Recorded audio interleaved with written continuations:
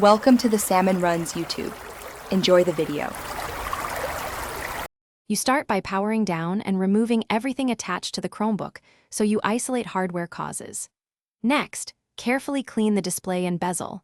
Grime can register as touches. Once done, boot into a different user session or recovery mode to see if ghost touches continue. This separates software from hardware issues.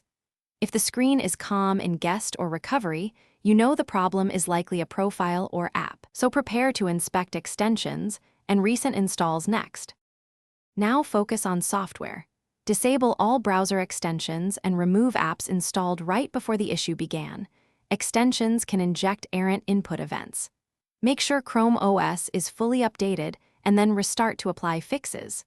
If your build exposes touchscreen calibration or accessibility touch settings, use those to recalibrate input sensitivity. This corrects misaligned drivers or thresholds.